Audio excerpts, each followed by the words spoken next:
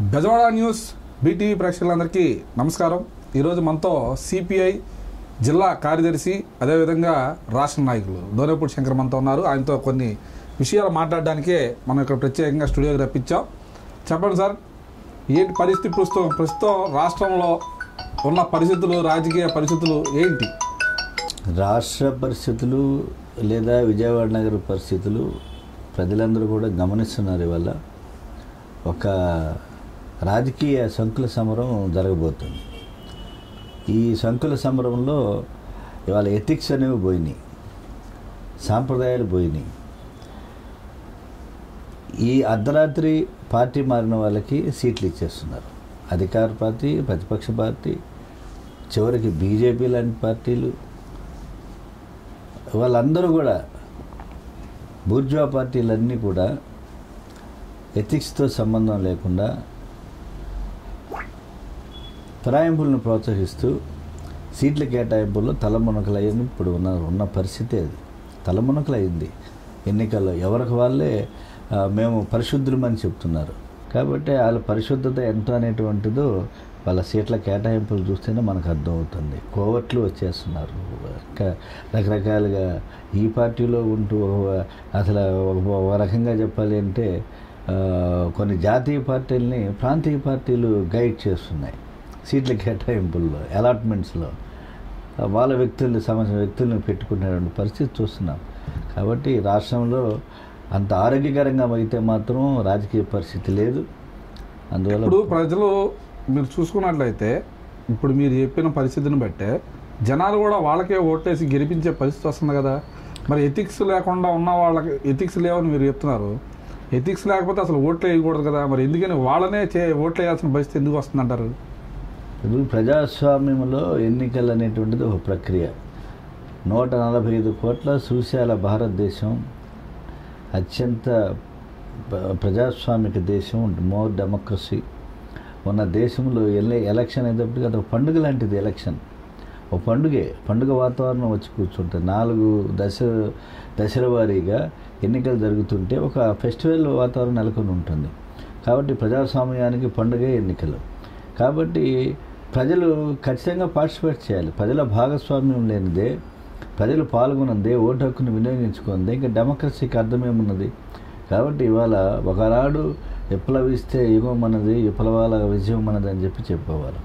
ఇవాళ విప్లవాల యుగం కూడా ప్రజాస్వామ్యం వైపు మళ్ళీంది. ఎలక్షన్నే ప్రజాస్వామ్యంగా ఎన్నుకున్నటువంటి వాళ్ళన్నీ ఈవెన్ లాటిన్ అమెరికన్ కంట్రీస్ కానీ లేదా అన్ని ఉపఖండాల్లో కూడా ప్రజాస్వామ్యబద్ధంగానే అవుతుంది. చివరికి పుతిన్ కూడా ప్రజాస్వామ్యబద్ధంగానే ఎన్నికయ్యాడు. పుతిన్ కూడా.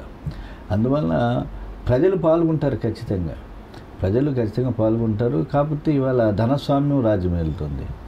ఈ ధనస్వామ్యానికి ప్రజలు లొంగిపోతున్నారు, డబ్బుకు లొంగిపోతున్నారు. ప్రజల్లో ఆ మార్పు అనేటువంటి ప్రజలే అసలు ఒక రకంగా రాజకీయ వ్యవస్థని ప్రజలు సరిచేయాల్సినటువంటి ప్రజలు చైతన్యవంతం కోల్పోయి డబ్బులు ఎవరిస్తారా, ఓట్లు వేద్దామనేటువంటి పరిస్థితికి వాళ్ళ ప్రజలు ఎదురు చూసినటువంటి పండుగ అంటే అదే పండుగ. కమ్యూనిస్టులు ఇప్పుడు ప్రస్తుతం విజయవాడ నగరాన్ని తీసుకుందాం. కమ్యూనిస్టులు ఏలిన ప్రాంతం.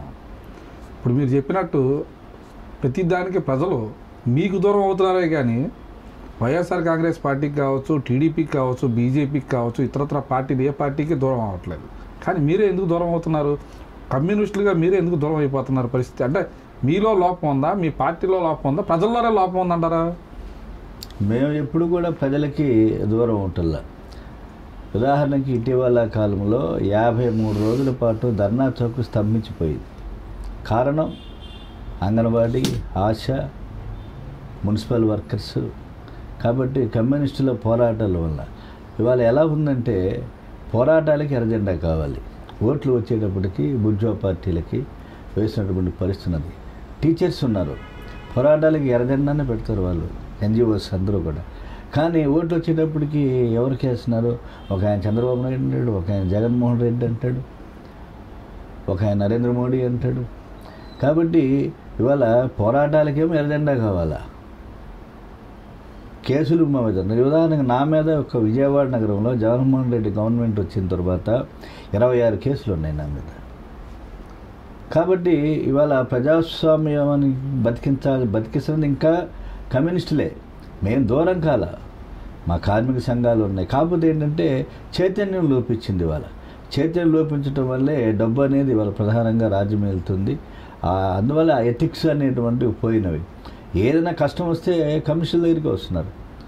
ఇవాళ ఏదైనా ఒక గ్యాస్ ధర పెరిగినా, పెట్రోల్ ధర పెరిగినా, డీజిల్ ధర పెరిగినా, కరెంట్లు ఛార్జీలు సర్ఛార్జెస్ పేరుతో ప్రజల మీద భారాలు వేసినా, ప్రాపర్టీ ట్యాక్స్ పెరిగినా ఎవరు ఉద్యమాలు చేసేది కమ్యూనిస్టులే. కానీ ఓట్లు వచ్చేటప్పటికి వేరే పార్టీలకు పోతున్నాయి. కాబట్టి ప్రజల్లో మార్పు రావాలి. ప్రజలు ఈ రోజున అవకాశవాదం నుంచి, రాజకీయ అవకాశవాదం నుంచి బయటపడాలి. ఇప్పుడు 2024 ఎన్నికలు వచ్చినాయండి. ఇటు చూసుకున్నట్టే చంద్రబాబు నాయుడు ఒకవైపు పర్యటన చేస్తున్నారు, ప్రచార యాత్ర సాగిస్తున్నారు. మరి జగన్మోహన్ రెడ్డి కూడా ఆయన బస్సు యాత్ర ప్రారంభించారు.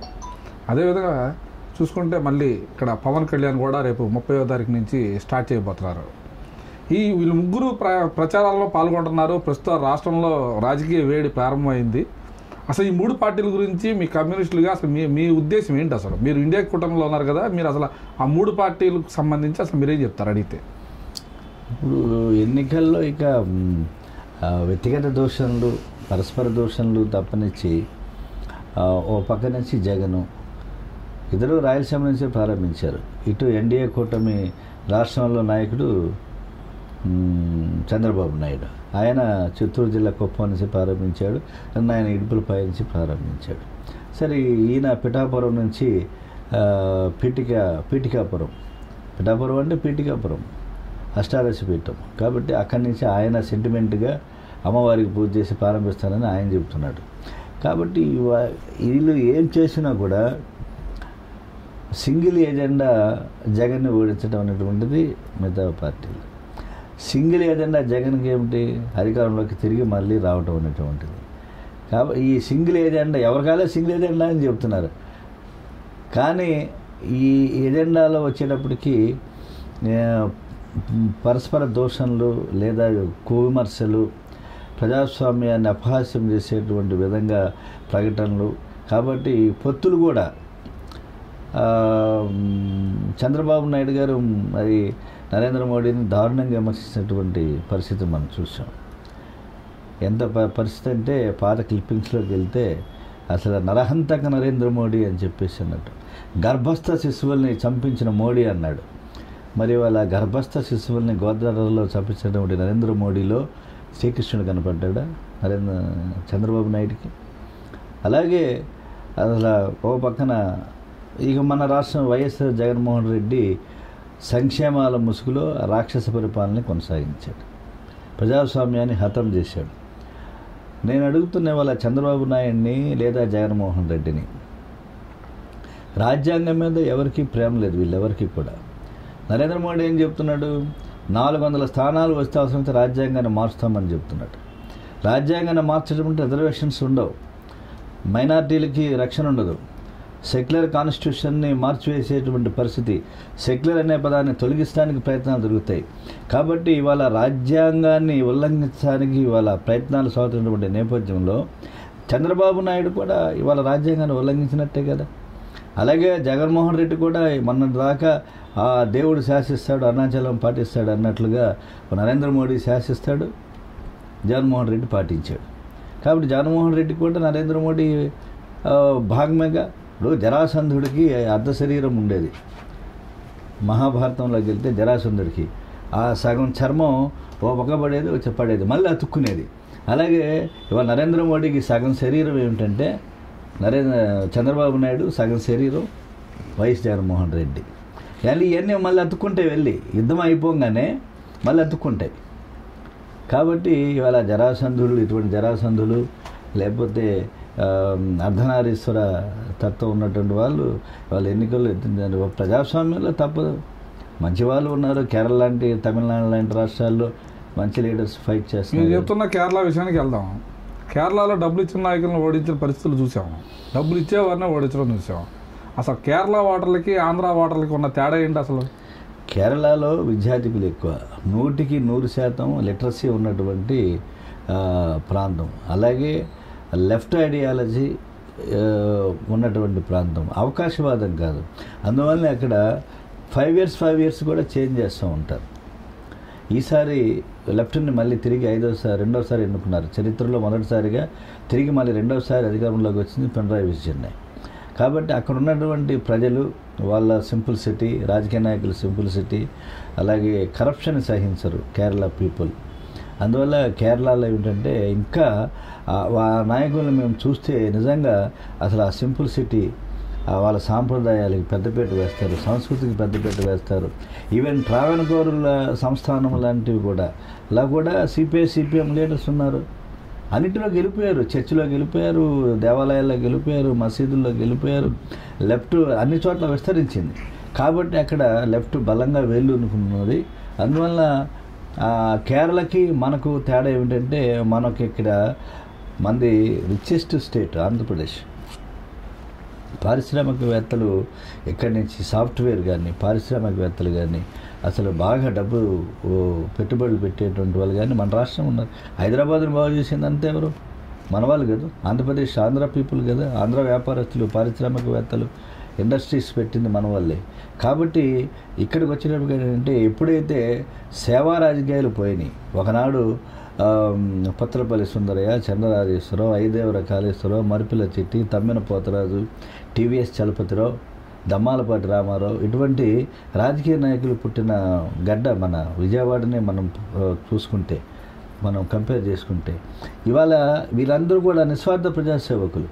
ఒక సొంత ఆస్తులు లేనటువంటి వాళ్ళు చనిపోతే, తమ్మిన పోతరాజు చనిపోతే కమ్యూనిస్ట్ పార్టీ డబ్బులు విరాళాలు సేకరించి ఇల్లు కొనిపెట్టింది వాళ్ళ ఫ్యామిలీ మెంబర్స్కి. చలసాని వెంకటరత్నం హత్య గావించబడితే సూర్యారావుపేటలో ఆ కుటుంబం రోడ్డును పడకూడదని చెప్పి ఆనాడు పార్టీ విరాళాలు సేకరించి ఇల్లు కట్టింది. మరి వాళ్ళు ఏమి ఆనాడు నిస్వార్థ ప్రజాసేవకులు. ఒక ఐదేవర కాళేశ్వరరావు, మరిపిల్ల చిట్టి, ఏ పార్టీ అయినా, కాంగ్రెస్ అయినా కమ్యూనిస్ట్ అయినా ఒక నీతి సాంప్రదాయాలను పాటించేవారు. ఇవాళ రాజకీయ నాయకులు నీతి నిజాయితీలు పాటించిన నేపథ్యంలో అయితే మరి వెస్ట్ బెంగాల్, త్రిపుర లాంటి రాష్ట్రాల్లో మీరు అధికారం కోల్పోవడానికి కారణం ఏంటి? నిజాయితీగా ఉన్నప్పుడు తప్పులు చేయబట్టే. అంటే ఏం చేశారు? అన్ని తప్పులు ఫస్ట్ నుంచి సిపిఐగా మేము చెప్తానే ఉన్నాం. వెస్ట్ బెంగాల్లో ఏ భూములనైతే పంచిందో, ఏ భూముల కోసమైతే పోరాటం చేసిందో ఆ భూములను పంచినటువంటి పార్టీ సిపిఎం ఇవాళ ఆ భూముల్ని టాటాలకి వాళ్ళకి దారాదత్తం చేయాలనేటువంటి చూసిన నేపథ్యంలో మమతా బెనర్జీ అందుకుంది పేదల పక్షాన, నక్సల్స్ గ్రూప్స్ అందుకున్నాయి. దానివల్ల భూములను పంచినటువంటి పార్టీ మళ్ళీ ఆ భూముల్ని లాక్కునే నేపథ్యం వచ్చేటప్పటికి ప్రజలు తిరగబడ్డారు. ప్రజలే న్యాయ నిర్ణేతలు, అంతిమ తీర్పు ప్రజలదే. ఏ పార్టీ అయినా, ఎవరైనా, ఎంత మాంగాడైనా, హిట్లర్ అయినా, ఎవరైనా కూడా, పుతిన్ అయినా ప్రజలకు ప్రజా తీర్పుకి దాసోహం అవ్వాల్సిందే. కాబట్టి బెంగాల్లో 35 సంవత్సరాల కోట కూలిపోయింది. బాధాకరమేది. ఇప్పుడు మరి మీరు చూసుకున్నట్టయితే ఇప్పుడు ఆంధ్రప్రదేశ్ రాష్ట్రంలో ప్రతీకారం, ఆ అవతల వ్యక్తి మాట్లాడితే దాని ప్రతీకారం తీసుకోవడాలు, వాళ్ళకున్న కోపాలు తీసుకోవడానికి తప్ప ఇంక వేరే ఏం కనిపించట్లా. ఇటువంటి సమయంలో ఆంధ్రాలో అసలు ఇప్పుడు ప్రస్తుతం ప్రజలు ఎదుర్కొంటున్న సవాళ్ళు ఏంటి? అసలు వీళ్ళిద్దరు రెండు పార్టీల వాళ్ళు ఒకరు విమర్శలు చేసుకోవడంతో పాటు అభివృద్ధి అనేదాన్ని పక్కన పడేశారు, మడత పెట్టేశారు. ఒక విధంగా చెప్పాలంటే ఒకరు కుర్చీ మడత పెట్టారని అంటారు, ఒకడేమో షర్టు మడత పెట్టారని అంటున్నారు. అంటే రాజకీయాల్లో ఇప్పటివరకు వచ్చి మేము ఇలాంటి ఘటనలు ఇప్పుడు చూడలేదు ఒక జర్నలిస్ట్గా. మరి ఉన్నట్టుండి ఏంటి విధానం? అంటే ఇప్పుడు నిజంగా ఇలా షర్ట్ ఇలా అన్నారంటే, కుర్చీ మడత పెట్టారంటే దేనికి మడత పెట్టాలి, దేనికి ఇలా అనాలంటే రాష్ట్రాన్ని అభివృద్ధి పథంలో నడిపించి దేశంలోనే నెంబర్ 1 స్థానంలో తీసుకొచ్చిన రోజున వీళ్ళు ఇలాంటి పనులు చేయాలి. అంటే ప్రజలకి ఏమి మెసేజ్ ఇస్తున్నారంటారు వీళ్ళందరూ? ఇప్పుడు ఈ కుర్చీ మడత పెట్టైనా, చొక్కాలు మడత పెట్టైనా నరేంద్ర మోడీ దగ్గరికి వెళ్ళి మడత పెట్టమనండి, ప్రత్యేక హోదా కోసం మడత పెట్టమనండి, విశాఖ స్టీల్ ప్లాంట్ ప్రైవేటీకరణ కాకుండా పెట్టమని, భోగాపురం ఎయిర్పోర్టు గురించి అభివృద్ధి గురించి పెట్టమనండి, కృష్ణపట్నం ఎయిర్పోర్టు గురించి పెట్టమనండి, కడప స్టీల్ ఫ్యాక్టరీ గురించి పెట్టమనండి, వెనుకబడిన ఉత్తరాంధ్ర రాయలసీమ జిల్లాలకి ప్యాకేజ్ ఇవ్వాలని చెప్పేసి మడత పెట్టమనండి. ఇద్దరిని వెళ్ళి చొక్కాను కుర్చీలు మడత పెట్టమనండి. ఆ దమ్ము లేదు ఇద్దరికి, ఆ ఇది లేదు. కాబట్టి ఇవాళ ప్రత్యేక హోదా అనేటువంటిది స్పెషల్ స్టేటస్. చాలామంది చెప్తున్నారు రిచెస్ట్ స్టేట్ ఆంధ్రప్రదేశ్, ఈ ప్రత్యేక హోదా ఏమంటే బీహార్ మేము వెనుకబడలేమా, ఈశాన్య రాష్ట్రాలు లేవా అని చెప్పేసి భాష్యాలు చెప్తున్నారు. కానీ ఒక అత్యున్నతమైనటువంటి పార్లమెంటులో ఒక చట్టాలు చేసేటువంటి అత్యున్నతమైనటువంటి లోక్సభలో చేసేటువంటి నిర్ణయానికే దిక్కు లేకపోతే ఇక ఏంటి ప్రజాస్వామ్యం మీద నమ్మకం, ప్రజాస్వామ్యం మీద ప్రజలకు ఎటువంటి విశ్వాసం ఉంటుంది, ఈ పొలిటికల్ సిస్టమ్ మీద ఎటువంటి నమ్మకం ఉంటుంది. కాబట్టి ప్రజలు గమనిస్తున్నారు. బట్ వన్ గుడ్ టైం ప్రజలు ఖచ్చితంగా తిరుగుబాటు జరుగుద్ది. ప్రజలు ఎంతటి నాయకుడైనా ప్రజా తీర్పుకి తలవగవలసిందే, ప్రజా ఉద్యమాలకి తలవంచవలసిందే. ఆ పరిస్థితి ఖచ్చితంగా వస్తుంది, డెఫినెట్గా వస్తుంది, భారతదేశంలో వచ్చి కూర్చుంటుంది. మరి ఇప్పుడు ఏపీలో మీరు ఇండియా కూటమితో జతకట్టారు కదండి, మరి ఆంధ్రప్రదేశ్ రాష్ట్రాన్ని విడగొట్టిందే, ఉమ్మడి ఆంధ్రప్రదేశ్ని విడగొట్టి తెలంగాణగా ఏపీ ఆంధ్రప్రదేశ్కి విడగొట్టిందే కాంగ్రెస్ పార్టీ. అటువంటి సమయంలో మీరు ఉద్యమాలు కూడా చేశారు మీ పరిధిలో. అటువంటి ఇండియా కూటమిలో ఈరోజు మీరు చేరడానికి కారణం ఏంటి అసలు? మాకు ఎందుకని కాంగ్రెస్ పార్టీ ప్రజెంట్ ఆంధ్రప్రదేశ్లో లేదనేది ఇతర పార్టీల యొక్క వాదన. ఇటువంటి సమయంలో మీరు ఆ పార్టీతో జతకట్టి ఏం సాధిద్దామని ముందుకు వస్తున్నారు? మేము కమ్యూనిస్ట్ పార్టీగా ఈ దేశంలో భారతీయ జనతా పార్టీ సంఘ పరివార శక్తుల్ని ఓడించటమే, 400 స్థానాలు మాకు ఇవ్వండి, రాజ్యాంగాన్ని మారుస్తామని చెప్పేటువంటి నరేంద్ర మోడీ దుష్పరిపాలనకు అంతం పలకాలని చెప్పి ఇవాళ కమ్యూనిస్ట్ పార్టీ మా బలాన్ని కుదించుకొని సిపిఐ సిపిఎం రెండు కూడా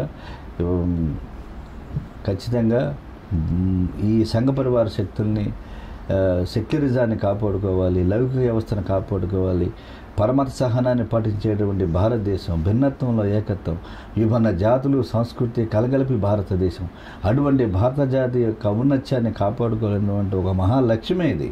ఈ లక్ష్యంతో ఇవాళ కాంగ్రెస్ పార్టీ తప్పులు చేసినా, అనేక పొరపాట్లు ఉన్నా కూడా, but Congress party secular party, constitution గౌరవించేటువంటి పార్టీ. కాబట్టి కాంగ్రెస్ పార్టీతో కలిసి బీజేపీని ఓడించడమే ఏకైక లక్ష్యంగా ఇవాళ భారతదేశ వ్యాప్తంగా ఇండియా కూటమిలో భాగస్వామ్యం. మన రాష్ట్రంలో నిజంగా కాంగ్రెస్ పార్టీ తప్పు చేసింది, రాష్ట్రాన్ని చీల్చి ఆ తప్పుకి పరిహారం చెల్లించుకుంది. ప్రజలు 10 సంవత్సరాల పాటు ఇప్పటి వరకు కాంగ్రెస్ పార్టీని క్షమించాలి. ఆంధ్రదేశంలో ఏదో మొన్న తెలంగాణలో కేసీఆర్ యొక్క వైఖరి వల్ల కాంగ్రెస్ పార్టీ వచ్చింది, సంతోషమే. కానీ ఇవాళ మన రాష్ట్రంలో కూడా రాహుల్ గాంధీ ఏం చెప్తున్నాడు, నేను ఫస్ట్ నా సిగ్నేచర్ ఇండియా కూటమి అధికారంలోకి వస్తే నా first signature AP special status అని చెప్తున్నాడు. కాబట్టి విశ్వసించాలి కదా, నమ్మాలి కదా. తప్పులు చేసిన వాళ్ళు దాసుడి తప్పులు దండంతో సరే అన్నారు పెద్దలు. కాబట్టి మేము తప్పు చేశామని చెప్పేసి స్వయంగా ఇవాళ కాంగ్రెస్ పార్టీ ఒప్పుకుంటుంది. ప్రత్యేక హోదా కోసం మేము ఉద్యమం చేస్తామని చెబుతుంది. ఈ రాష్ట్రంలో స్పెషల్ స్టేటస్ కోసం ఉద్యమించినటువంటి పార్టీ ఏదైనా ఉన్నది అంటే అది ఒక సిపిఐ మాత్రమే. సిపిఐ ప్రత్యేక హోదా యువజన హామీల సాధన సమితి పేరుతో సిపిఐ ఇప్పటిదాకా సిపిఐ నిలబడింది, సిపిఐ పోరాటం చేసింది. వీళ్ళందరూ కూడా మా వెనకమాలు వచ్చిన వాళ్ళే మేము ఉద్యమాలు చేస్తుంటే, సొంగిలి ఎమ్మెల్యే లేని పార్టీ, ఒక్క శాసనసభ్యులు లేనటువంటి కమ్యూనిస్ట్ పార్టీ ఆంధ్ర దేశాన్ని ప్రత్యేక హోదా కోసం బంద్కు పిలిపించింది. బంధు సక్సెస్ అయింది. మా వెనకమాల పడి వచ్చారు. జనసేన దగ్గర నుంచి, వైఎస్ జగన్మోహన్ రెడ్డి దగ్గర నుంచి, చంద్రబాబు నాయుడు దగ్గర నుంచి అందరూ మా బంధుని బలపరిచారు.